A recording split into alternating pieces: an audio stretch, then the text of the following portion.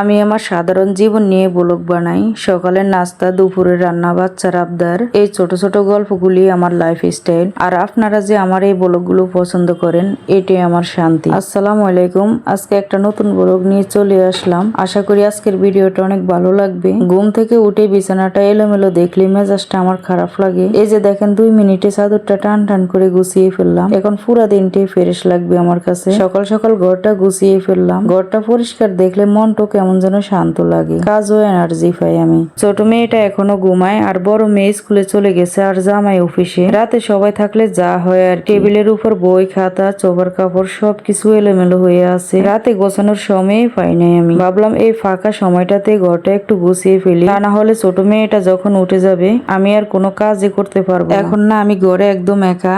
এই যে টেবিলটা, চেয়ার গুলো, বিছানা সব নিজের হাতে গুছিয়ে রাখবো। কেউ ডাকার নাই, কেউ বিরক্ত করার নাই। নিজের মতো করে আস্তে আস্তে কাজ করব। বিশ্বাস করেন এই নিরিবিলি সময়ে ঘর গোছানোর মধ্যে আলাদা একটা শান্তি আছে। এখন ফ্যাটে কিছু দেওয়া লাগবে। ফ্রিজে রাতে একটু ভাত ছিল, আর একটা ডিম দিয়ে আমি এখন নাস্তা বানিয়ে ফেলবো। এই দুইটা দিয়ে ভাজি করে নিব। আমি ভাত আর ডিম একসাথে ভাজি করে খেয়ে নেব সকালের নাস্তা হিসেবে। এটাই আমার হয়ে যাবে।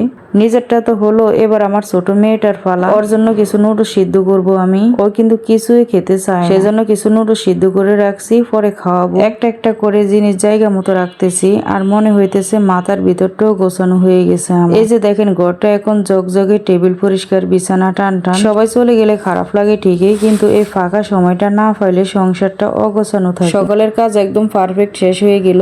এবার দুপুরের রান্নার পালা। আজকে রান্না করব আমাদের ঘরের সবার পছন্দের মাছ রান্না করব। বাজার থেকে আমার জামাই 2টা বড় দেখে ফাঙ্গাস মাছ নিয়ে আসছে। ফ্রিজে দেখি 2টা মূলও আছে। ভাবলাম ওই 2টা মূলার সাথে কিছু আলু দিয়ে রান্না করি। এখন তো গ্যাসের যে দাম, চুলা জ্বালাইতে ভয় লাগে, তাই বুদ্ধি করে আগে রাইস কুকারে আমি ভাতটা বসিয়ে দিলাম। প্রতিদিন তো আমার জীবনে ভালো ভালো কিছু ঘটে না, যেদিন যেমনটা হয় সেদিন তেমনটাই তোমাদের সাথে শেয়ার করি। আমি আমার সাধারণ জীবনটা নিয়ে ব্লগ বানাই। সকালের নাস্তা, দুপুরের রান্না, বাচ্চার আবদার, এই ছোট ছোট গল্পগুলি আমার লাইফ স্টাইল। আর আপনারা যে আমার এই ব্লগগুলো পছন্দ করেন, এটাই আমার অনেক শান্তি। কোনোদিন যদি ব্যস্ততার কারণে ব্লগ দিতে না পারি, আমার নিজেরই ভালো লাগে না। মনে হয় আজকে আপনাদের সাথে গল্প করা হলো না আমার। আপনাদের দিনটা কেমন গেল জানা হলো না। এদিকে দেখেন আমার জামাই বললো যে আজকে কাঁচা আম দিয়ে আর ডাল দিয়ে রান্না করার জন্য। এই গরমে না তার টক ছাড়া ভালোই লাগে না, তাই কাঁচা আম আর পাতলা ডাল রান্না করলাম আজকে। অনেক মজা লাগে এই ডালটা আমার কাছে। আপনারা শুধু আমার ভিডিওর দর্শক না, আপনারা আমার পরিবারের মতো হয়ে গেছেন। এই যে দেখেন মাছের ঝোল, টক ডাল